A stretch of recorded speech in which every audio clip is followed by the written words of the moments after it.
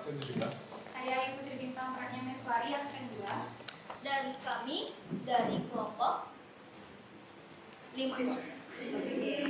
Jadi sekarang kami akan membawakan sebuah presentasi dengan cara yang sedikit berbeda. Langsung saja kita mulai ya.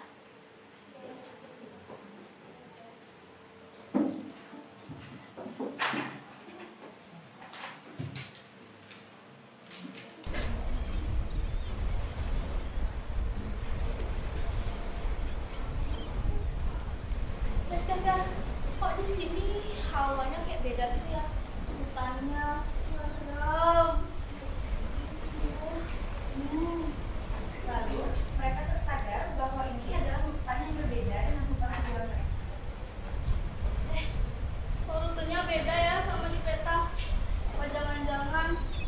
Aduh, kita tersesat nih. Oke guys, kita harus tenang. Pasti ada petunjuk di sekitar sini. Ini apa ya? Oke, ada 2 petunjuk. Kita pencet deh.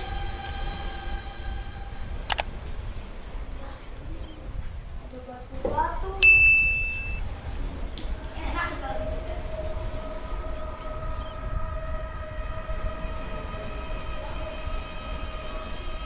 Gimana nih? Low adventure.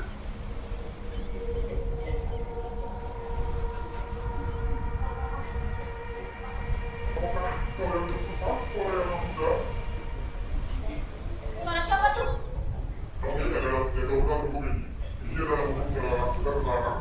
Melarang kami tidak melihat dan manusia dan namun sekarang kedatangan kalian telah membahagiakan kami.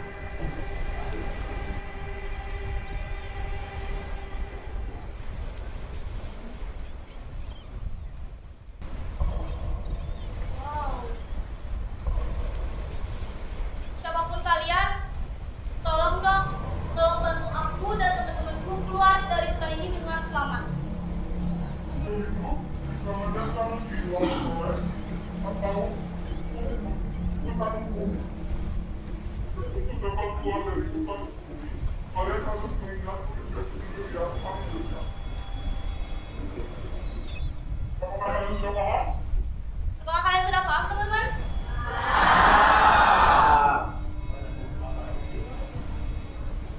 Sebelum memulai persembahan kalian harus tahu beberapa panduan bertahan hidup di Wild Forest atau hutan hukum ini. Yang pertama, kalian harus paham hukum. Yang kedua, kalian harus sadar hukum. Yang ketiga, kalian harus atas hukum. Yang keempat, kalian harus memahami hukum sendiri hukum. Yang kelima, ada alat penegak hukum dan terakhir sumber hukum. Baik, aku rasa kalian sudah siap melakukan adventure selama bertualang Sepan. Jadi, apa itu hukum? Hukum adalah peraturan yang dibuat untuk mengatur perilaku manusia menjaga ketertiban dan keadilan serta mencegah kekacauan. Hukum juga berfungsi untuk menjamin adanya kepastian hukum dalam masyarakat. Oh, jadi hukum itu aturan yang dibuat untuk mengatur perilaku kita supaya kita tertib, supaya dunia ini adil dan gak kacau. Benar ya? Yuk, betul.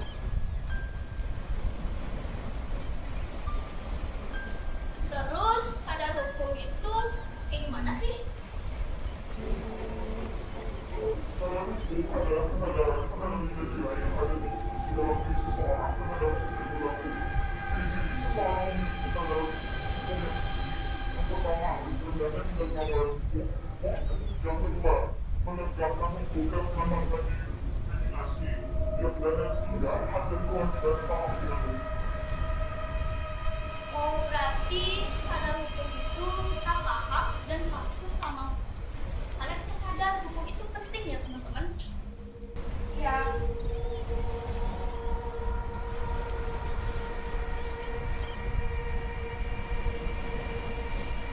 Oke, paham deh. Next.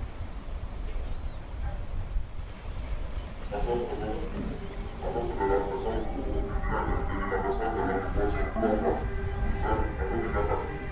Jadi, asas terbukti sebagai bahwa ada sesuatu di dalam parah dan boleh jelas. Di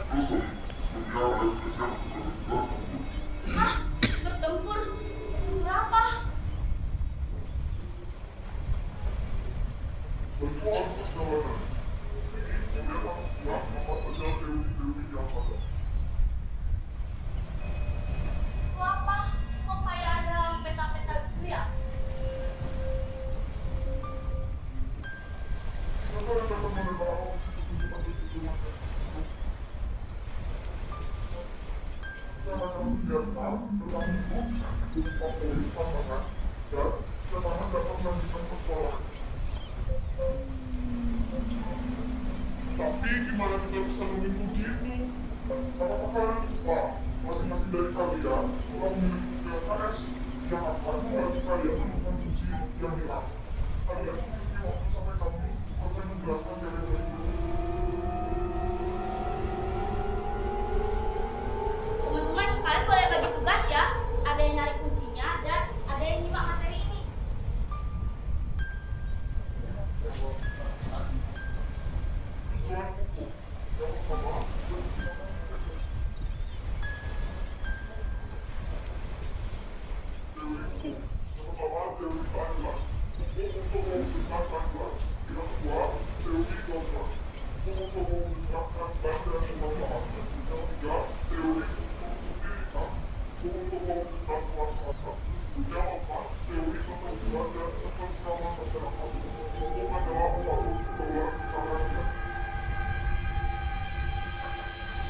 Oh, berarti teori hukum itu ada 4 ya, teman-teman. Oh iya, teman-teman ada yang udah nemu kunci jawabannya? Kalian bisa angkat tangan ya. Materi apa itu yang hilang dari PPT di atas? Silahkan, Mangsi. Kalau misalnya di LKS, itu yang hilang itu yang tujuan hukum. Oh, tujuan hukum. Benar nggak ya kira-kira para penuntutan?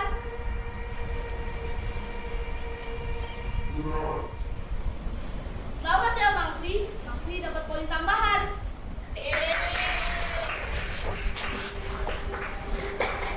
Nomor berapa, Dek?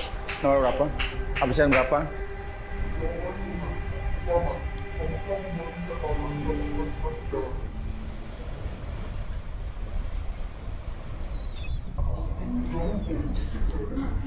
Yang pertama, sedangnya apa yang dinamakan dalam yang kedua, kita menjadikan dalam masyarakat yang ketiga sebagai perkembangan dari masyarakat dalam Islam. Yang keempat, Indonesia sesuai dengan hukum dan hukum terkait.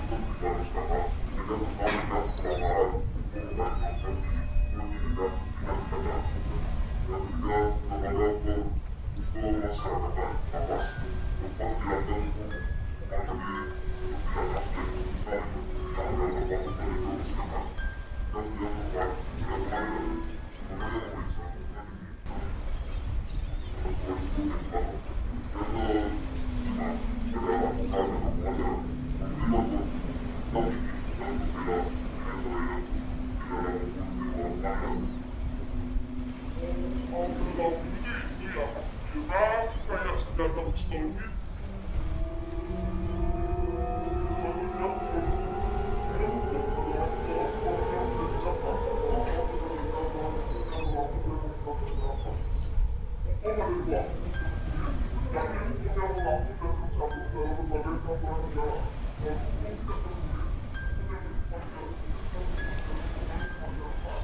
hukum.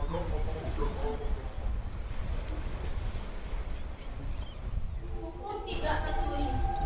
Setauku ini ada hubungannya nggak sih sama norma? Ya, betul sekali. Selamat, kalian telah menemukan satu kunci lagi. Norma masyarakat. Yang pertama, norma agama. Normanya masih berkaitan dengan agama.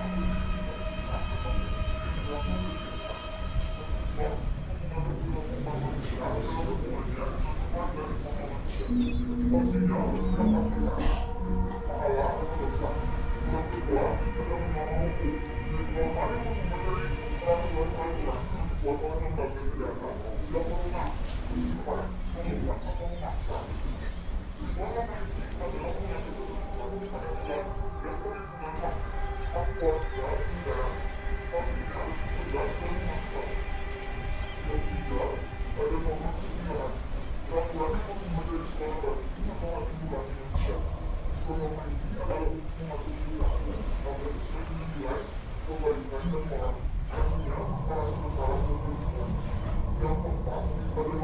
anak-anak. Orang tuanya masih kerja yang datang ke rumah. Dan kebiasaan masyarakat dalam mengatur pokoknya.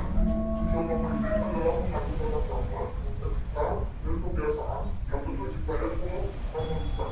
Sanksinya akan ditegur atau dikucilkan. Capek juga ya ternyata petualangannya teman-teman. Materinya banyak banget.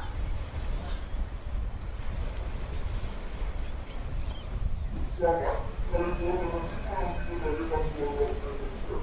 Ini kalian berada di pos rehat. Di sini kalian bisa mengevaluasi dan dihubungi kembali apa saja yang telah kalian dapatkan sepanjang perjalanan tadi. Juga kalian dapat menanyakan apapun jika masih ada yang kebingungan dari panduan-panduan tadi. Kami membuka untuk semua orang penyakit. Teman, di sini kalau kalian masih ada yang belum ngerti, kalian bisa nanyain dulu nih ke si penjaga hutannya ini. Oke, silakan. Cuma 2 orang yang boleh nanya di sini. Kalian bisa angkat tangan ya kalau kalian ada yang mau ditanyain. Ya, silakan. Febriana dan Aurel. Pertama Febriana ya. Baik, perkenalkan nama saya Febriani dan jadi saya mau bertanya tentang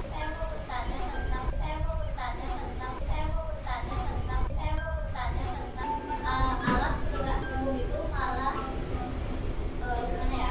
Alat penegak hukum itu malah yang tidak menegakkan hukum. Jadi bagaimana hukum itu bisa ditegakkan jika alat penegak hukumnya itu sendiri tidak menegakkan? Dari ini. Bisa banget dong. Oke, sekarang giliran Aurel ya. Kita bakal gabung dulu. Nomor 3 Febriana.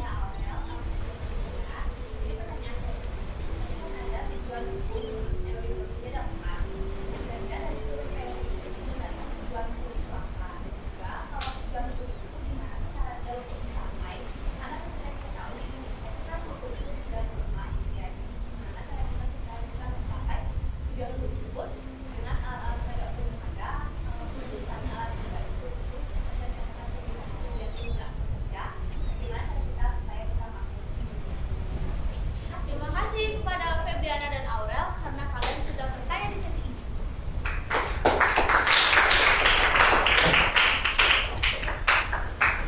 Oke.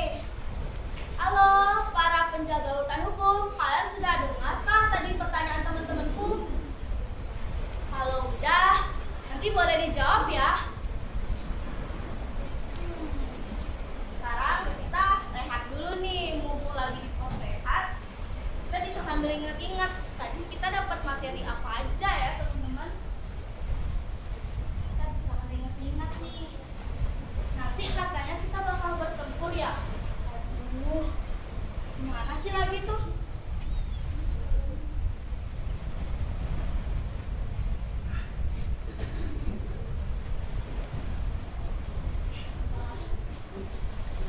Tombol-tombol gitu.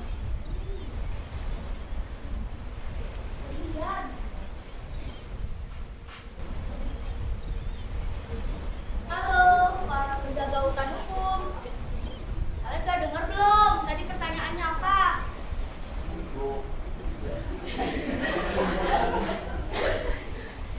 Oke, kalian boleh jawab ya. Aku juga penasaran nih sama jawabannya.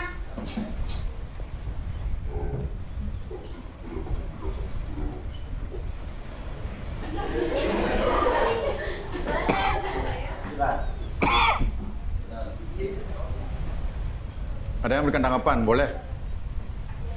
Silakan. Boleh memberikan tanggapan? Loh, bertanya tanggapan terhadap masalah tadi. Ya, silakan. Sebutkan nama.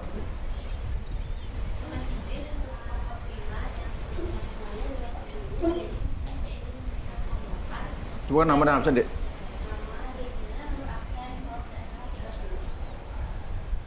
Ya.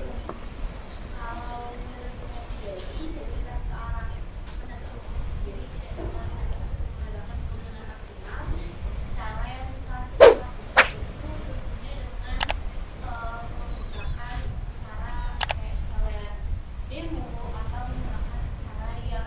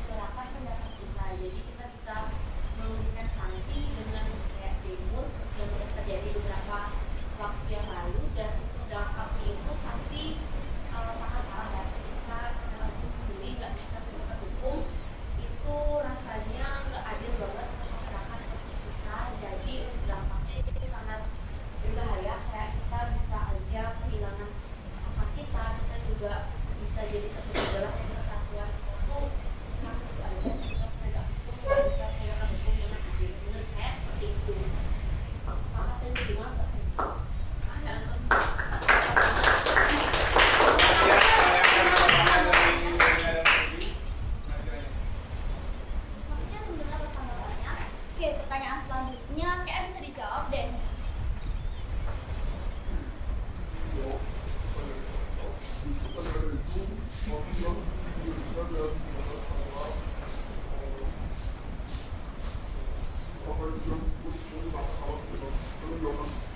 Jadi sekarang di Indonesia dong, taman keadilan dan ketertiban dan harus dicapai melalui kerjasama alat penegakan hukum, bukti, jaksa, hakim dan lembaga pemasyarakatan yang menegakkan hukum secara adil.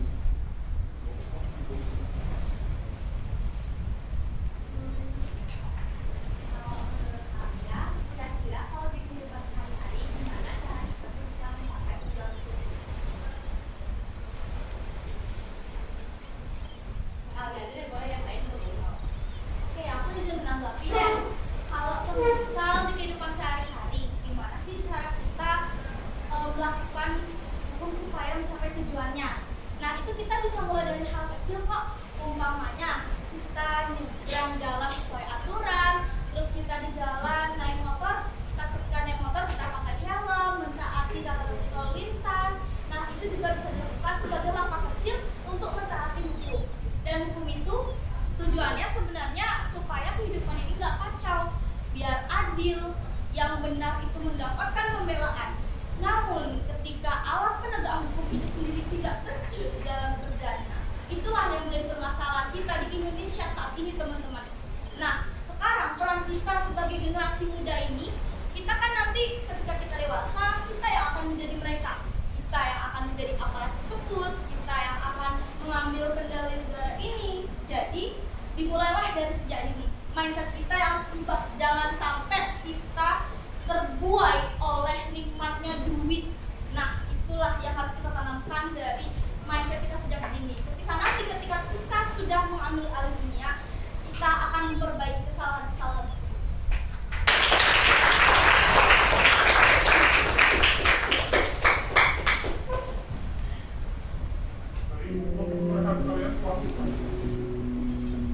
Sekarang, maksud apa pakar hukum dapat menghadirkan persoalan?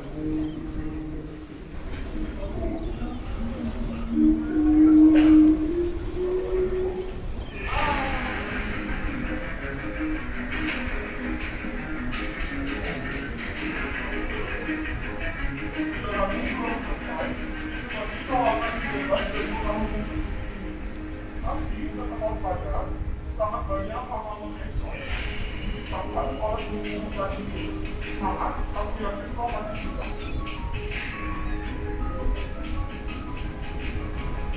Membuat keadaan mengulang dengan standar konstitusi.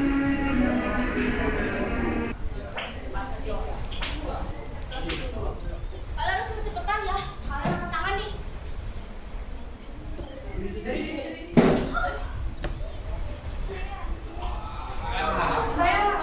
Bulan. Bang aturan.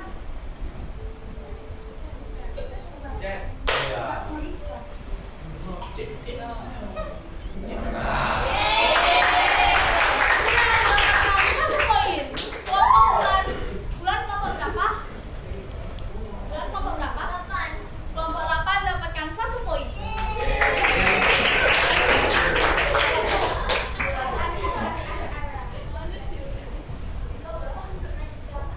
Siapa? Lanjut ya. Sabar. Tung Nanda. Tertulis dan tidak tertulis.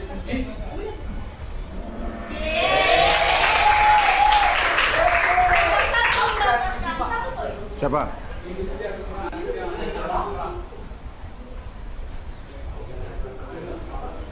Anya.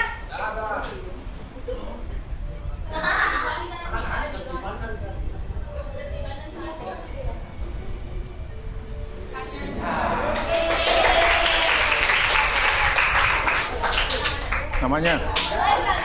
Hah? Kalian tunggu pilihan yang muncul Ayu dulu ya. Pratnyani. Habis itu baru angkat tangan, oke? Anya kelompok berapa? Tuh, 7. Kelompok 7 mendapatkan 1 poin.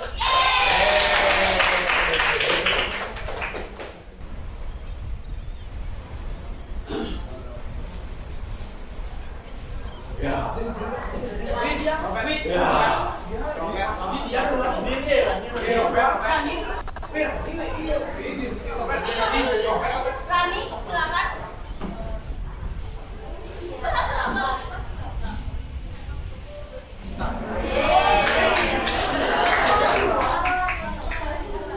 Bonus. Oke, Rani dapatkan 1 poin. Kalau ada tulisannya multi select, berarti itu ada 2 atau lebih jawaban.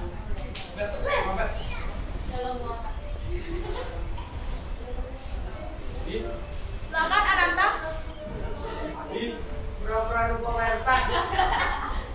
Tidak mau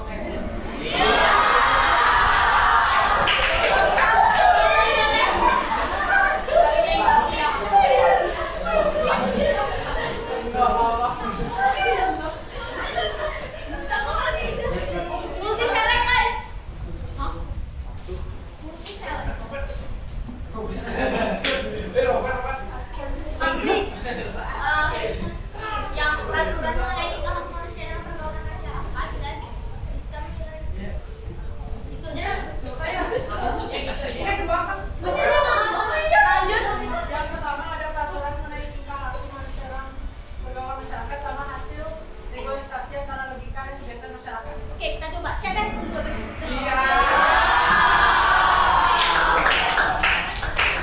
Ini sebenarnya ada di LKS kalian guys. Kalian bisa lihat di situ.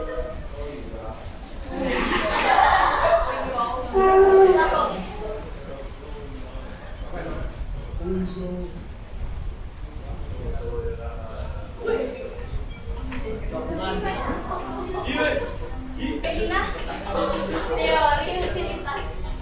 Nomor 1, nomor 1.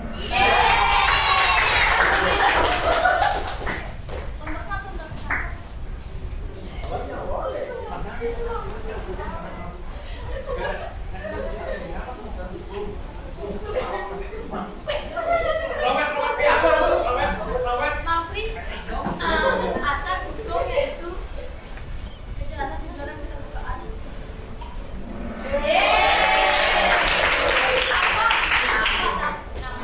Kelompok 6.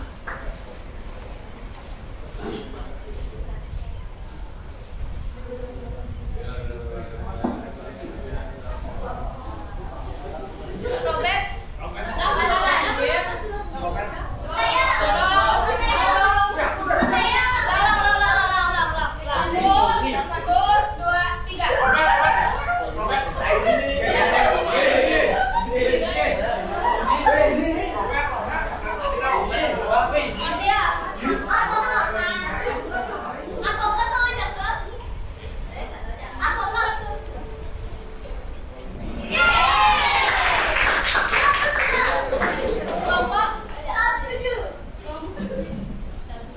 Kelompok 7. Oke, soal terakhir guys.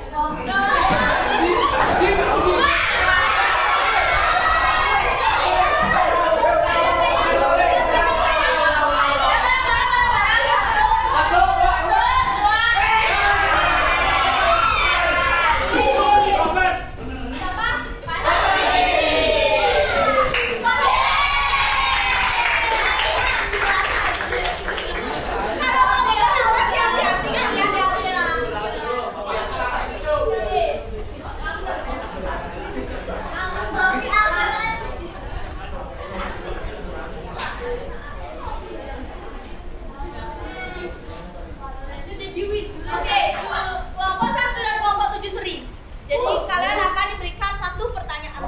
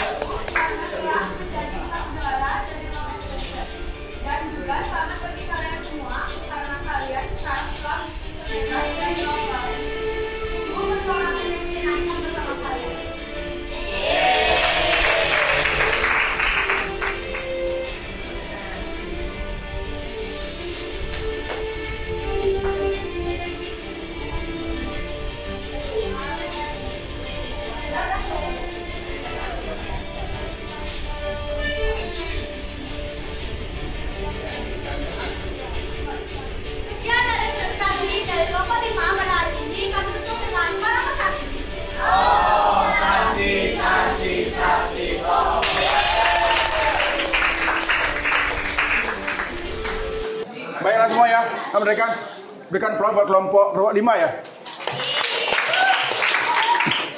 Jadi kelompok 5 bersama Tayat teman-temannya menyajikan materi dengan petualangan. Jadi sebenarnya itu sesuatu yang bagus sekali dalam proses pembelajaran yang seusia kalian. Karena kalian kan sedang main game kan.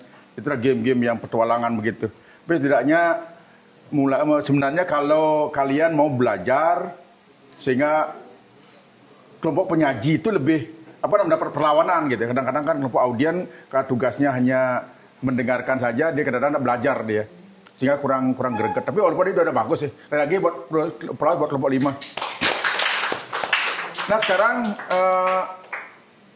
untuk menyingkat waktu dari 2 penanya tadi, siapa tadi penanyanya? Mana? Ya, pertanyaannya apa tadi, Dek? Pertanyaannya itu bagaimana jika alat penegak hukum itu fungsinya tidak bekerja semaksimal mungkin. Jadi gimana hukum itu bisa ditegakkan jika alat penegak hukumnya tidak berfungsi atau bekerja secara maksimal? Ya, sebelum kita bicara tentang penegak hukum tidak maksimal, kita lihat dulu negara. Sifat negara itu ada 3. Saya sampaikan tadi. Yang pertama itu adalah memaksa. Kemudian yang kedua adalah memonopoli. Yang ketiga menyeluruh. Menyeluruh maksudnya bahwa hukum yang berlaku di Indonesia dari Sabang sampai Merauke, dari Miangas sampai Pulau Rote, semuanya akan berlaku hukumnya Indonesia. Itu namanya sifat negara menyeluruh. Yang kedua, monopoli. Negara dalam menerapkan hukumnya monopoli dari negara. Tidak ada lagi yang lain. Kemudian yang ketiga, memaksa. Ketika ada orang yang tidak taat ada hukum, dipaksa dia. Makanya ada 3 sifat negara. Memaksa, memonopoli, menyeluruh. Nah, dalam rangka negara memaksa pelaksanaan hukum, maka ada 4 organ yang mendapatkan tugas itu. Pertama, lembaga penyidik. Kedua, lembaga penuntut. Ketiga, namanya lembaga pemutus, yaitu hakim. Ada 3. Yang merupakan dibiayai oleh negara. Yang keempat ini namanya advokat. Dia nggak dibiayai oleh negara. Siapa yang biayai? Siapa yang biayai ini? Bukan, kliennya.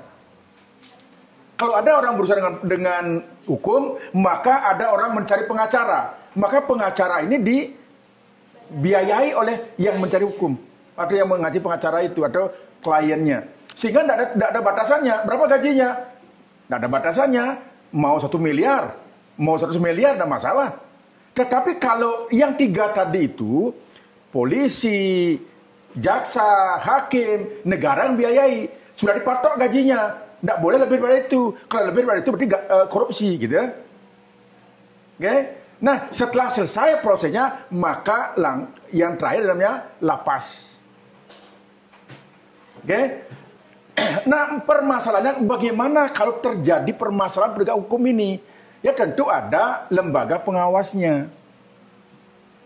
Kalau mulai polisi, kalau polisi dia melanggar hukum, dia keluar dari rambu-rambu, maka dia diawasi oleh Propam. Ada Irwasum. Gitu. Oke? Sehingga polisi kalau salah dia diperiksa di sana. Di internal. Atau yang mengawasi ada Kompolnas. Gitu. Kalau jaksa, ada Jamwas, jaksa muda bidang pengawasan. Itu yang mengawasi. Kalau Hakim Agung ada KY, Komisi Yudisial. Sesuai dengan ini amanat konstitusi kita, pasal 24B.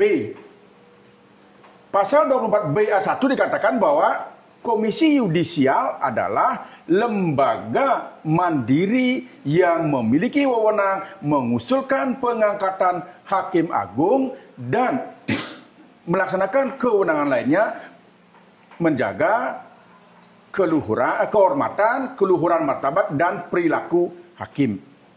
Jadi kalau hakim itu bermasalah, maka dia akan diperiksa oleh KY atau Komisi Yudisial. Komisi Yudisial ini tidak berwenang juga. Sekarang begini, ada hakim A memutus bahwa si B dihukum 20 tahun. Ternyata hakim A ini bersuap. Oke? Korupsi dia. Maka KY hanya memeriksa hakim dari perilakunya, bukan putusannya. Walaupun hakim ini salah, bukan berarti putusannya salah. Nggak boleh. KY ini nggak boleh begitu. Tapi nanti ketika putusannya salah, maka dia harus lewat pengadilan juga. Nggak boleh KY-nya gitu. KY itu hanya menjaga keluhuran, kehormatan, martabat, dan perilaku hakim. Bukan menilai putusan hakimnya. Tapi perilaku hakimnya. Paham ya? Kalau advokat yang bermasalah, dia dari Dewan Kehormatan. Advokat. Dari internal advokat itu sendiri. Termasuk juga ada dari Mahkamah Agung. Jadi tidak ada satupun perilaku yang tidak boleh melanggar hukum. Karena sekali lagi bahwa Indonesia adalah negara hukum sesuai dengan amanat konstitusi. Yaitu pasal 1 ayat 3. Negara Indonesia adalah negara hukum. Artinya apa?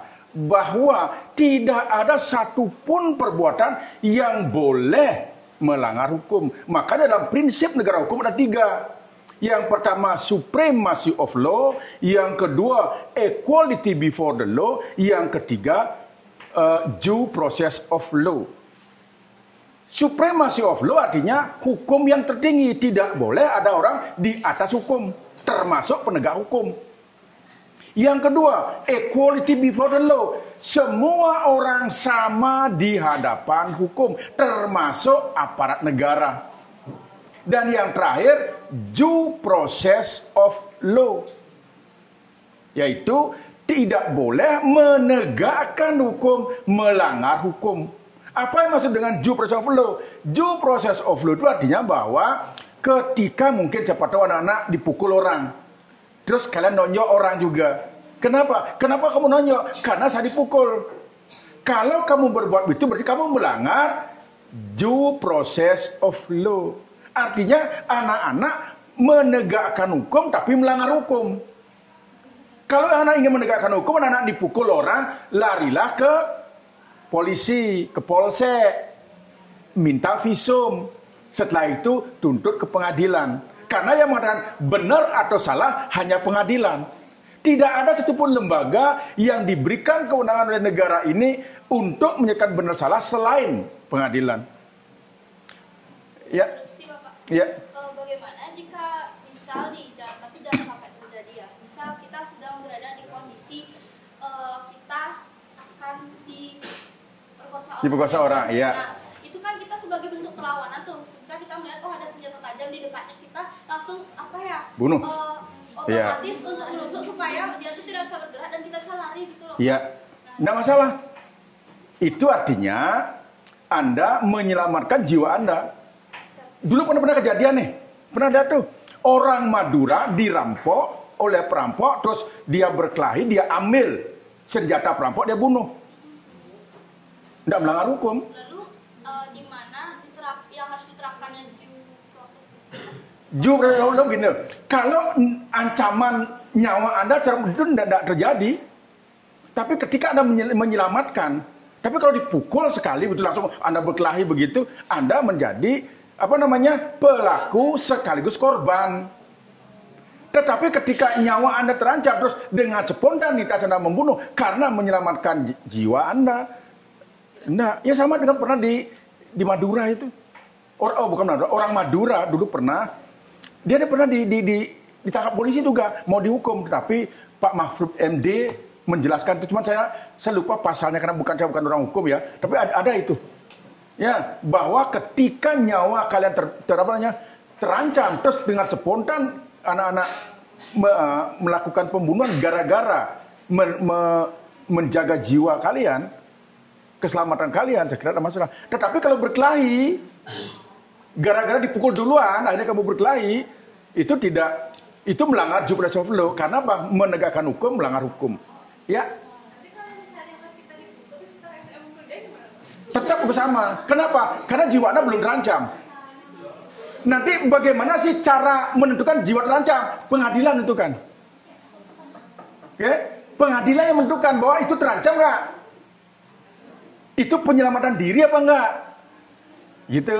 Atau melanggar due process of law. Kalau kita dipukulnya dikeroyok, berarti kita boleh ngawal berarti ya. Karena kan itu menyelamatkan jiwa kita. Iya, pokoknya yang jelas tetap kalau nyawa Anda ada dari di pengadilan mengatakan dengan dikeroyok itu tidak mengakibatkan nyawa kalian terancam, saya kira juga tidak. Tetap nanti semua ketentuannya dari pengadilan. Ini apakah melanggar due process of law atau tidak? Ini menjaga keselamatannya atau tidak? Oke? Itu tetap hukum ya. Kan sekarang tuh banyak kasus kayak pengadilan disuap, padahal si korban yang menjadi korban itu loh, tapi malah pelakunya yang dibebaskan, tapi korbannya ditahan dulu nanti Pak. Nah, sekali lagi karena ini bukan masalah hukum ya. Saya tentu tidak akan bisa memberikan jawaban pasti. Kenapa? Karena kan harus ada penyelidikan dulu, harus diteliti dulu ini. Kan tadi saya bilang, kalau memang ada katakanlah polisinya disuap terus merekayasa dan itu terbukti, maka dia bisa dituntut ke pengadilan. Bisa diproses, halo, Jana. Dia bisa diperiksa oleh propam. Irwasum, gitu loh. Kalau kita di sini kan tidak bisa menentukan itu. Bilang orang ini,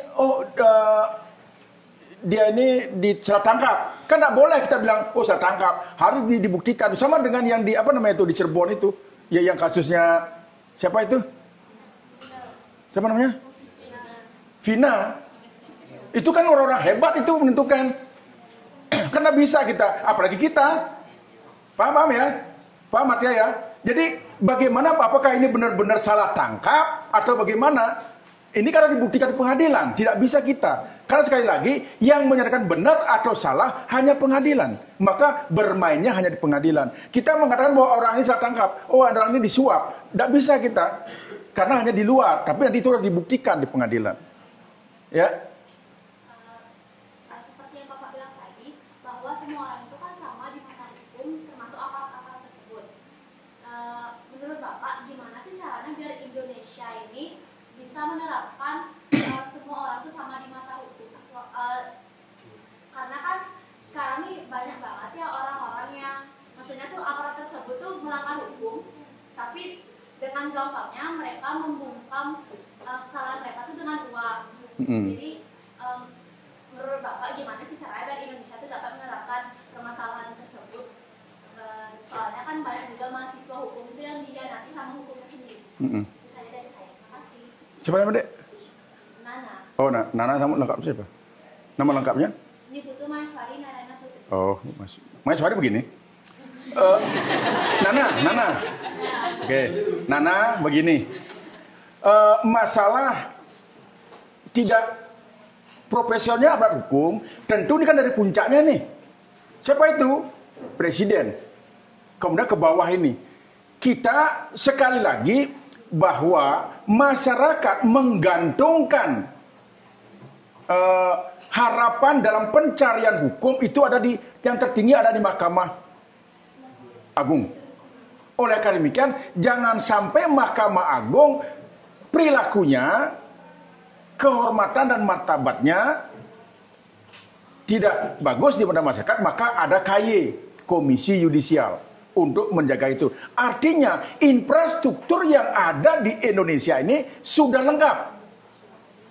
Ada propam untuk polisi, ada jamwas untuk kejaksaan. Itu semua sudah ada itu.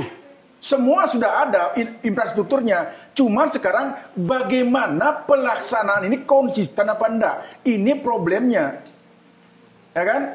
Karena kalau kita hanya ngomong saja tanpa ada keinginan baik dari pemerintah kita tidak bisa juga. Ini kan tergantung pemerintah. Sejauh mana bersih tidaknya pemerintah. Kalau pemerintah itu bagus, saya kira itu bisa dilakukan. Karena selama ini penegakan hukum masih tebang pilih. Masih tumpul ke atas, runcing ke bawah. Ini problemnya. Kita hanya bisa membahas di sini saja, tetapi keputusannya ada di atas. Paham ya? Kita kan sudah banyak nih permasalahan ini. Orang-orang yang punya kemampuan yang luar biasa, yang mumpuni, belum juga mampu mengubah itu. Apalagi kita. Tetapi apakah kita harus berhenti sampai di sini? Enggak juga. Jadi apakah kita hanya tergantung kepada pemerintah saja? Tentu tidak. Kita tetap juga melakukan itu. Jadi kita di sekolah akan mendidik anak-anak kita agar benar-benar menjadi orang yang taat hukum, sehingga nanti ketika saatnya nanti sebagai pemegang kedaulatan atas bangsa dan negara ini, yang kalian akan memegang estafet kepemimpinan, sehingga kalian menyadari bahwa inilah yang dialami oleh masyarakat kita, oleh rakyat kita di saat bicara tentang hukum. Sehingga kalian nanti menjadi, siapa tahu nanti menjadi hakim, jangan gadaikan hati nurani kalian. Kita hanya bisa berharap di sana aja. Ya kan? Jadi banyak hal nih sudah dilihat oleh masyarakat kita tentang ketimpangan hukum. Hukum hanya berpihak kepada orang yang berduit. Hukum hanya berpihak kepada orang-orang yang punya jabatan. Kan begitu kan? Nah, harapan kita sekarang kepada kalian. Rajin-rajin belajar.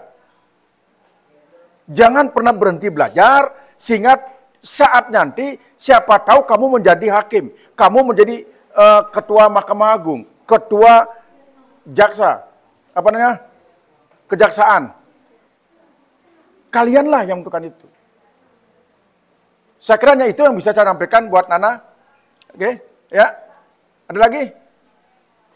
Lagi satu aja ya. Nanti itu belum. Ya, silakan. Kalau misalnya nih kita terlibat kasus pemerkosaan, kita sebagai korban, tapi dari pengadilan itu kita tuh membela diri gitu kan Pak, untuk menyelamatkan diri kita sendiri. Tapi dari pengadilan itu dibilang kalau kita tuh melakukan pelanggaran hukum, dan ternyata pengadilan tuh udah kayak dapat suap, tapi penyuapan itu nggak terdeteksi, itu penyelesaiannya gimana? Makanya banyak cara lakukan ditempuh. Satu, ketika kamu korban tapi nyatakan terdakwa bersalah, bisa melakukan banding, bisa melakukan kasasi. Tidak bisa judi kasasi, bisa dengan PK dan seterusnya.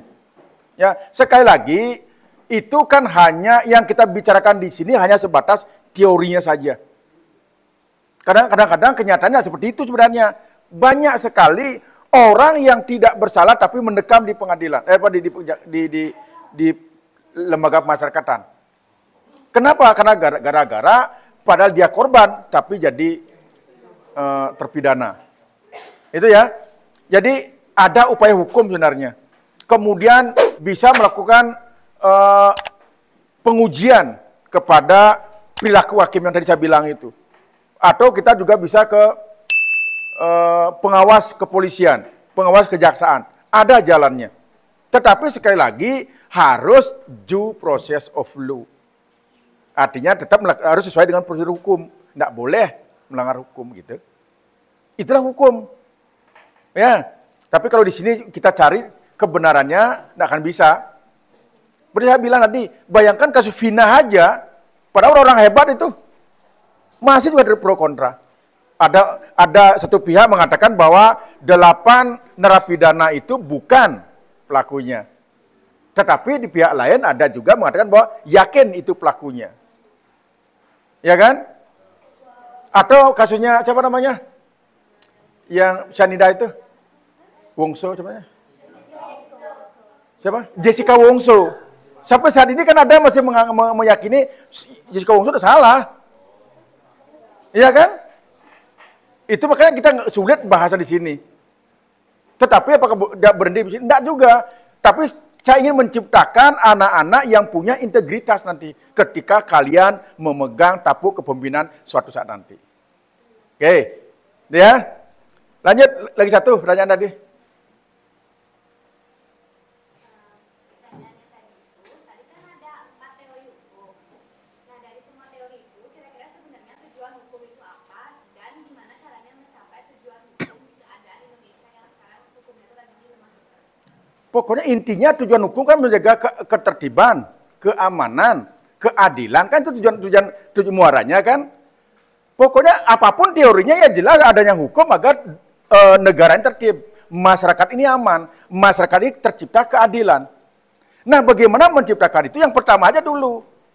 Kalau kita menggantungkan kepada organ-organ penegak hukum tadi, agak sulit mendapatkan keseluruhannya. Yang pertama apa? Yang pertama ada kesadaran hukum. Apa di kesadaran hukum? Siapa di? Kan ada kesadaran hukum. Iya, kita sadar dengan aturan. Bahwa tadi kan pertanyaannya, ketika kita mentaati hukum bukan gara-gara takut polisi. Kita mentaati hukum bukan gara-gara takut di penjara. Tetapi kita sadar bahwa apa yang kita lakukan itu salah. Karena apa? Karena apabila kita lalai, ingkar atas kewajiban, maka sejatinya kita sudah melanggar hak. Kan itu keterangan hukum. Anak-anak mengambil buah mangga, padahal itu bukan milik Anda. Ya kan? Berarti anak ingkar kewajiban. Kewajiban apa? Tidak boleh mengambil hak milik orang lain. Kan itu kewajiban kita. Karena kita ngambil buah mangga orang, maka hak orang lain terlanggar. Mestinya orang ini bisa hidup dengan menjual mangga ini, akhirnya nggak jadi. Kan begitu. Itulah terpenting, kesadaran hukum. Itu yang paling mendasar dulu. Kalau itu hilang, ya nggak dapat apa-apa. Bagaimanapun yang di atas itu akan bisa. Karena itu dasarnya. Maka mari kita sadar atas hukum. Sederhananya bagaimana menerapkan? Di sekolah kita punya hukum. Hukum yang tertinggi namanya tata tertib. Jam 7.25 sudah datang, silakan datang 7.25. Jangan lagi tawar-menawar. Kan begitu. Walaupun ada penegak disiplin, ada gerakan disiplin sekolah, ada wakaset siswaan, ada pembina OSIS, ada OSIS, itu tidak ada artinya kalau kamu melanggar hukum terus. Kalau anak-anak tidak sadar. Kalau anak-anak sadar, tidak ada pun GDS di depan, tidak ada wakaset di depan, tidak ada pembina OSIS atau OSIS, tidak ada yang melanggar. Kenapa? Karena kesadaran hukumnya tinggi. Oleh karena demikian, maka untuk mencapai tujuan daripada hukum itu sendiri, maka yang paling utama yang kita lakukan adalah sadar hukum atau kesadaran terhadap hukum. Itu yang terpenting. Mudah-mudahan kelas 10.1 dan 10.10 semuanya punya kesadaran hukum yang tinggi. Tidak ada lagi yang melanggar tata tertib sekolah. Paham ya? Baik. Terima kasih karena waktunya sudah habis. Oke, berikan aplaus semua. Sampai jumpa minggu depan lagi ya.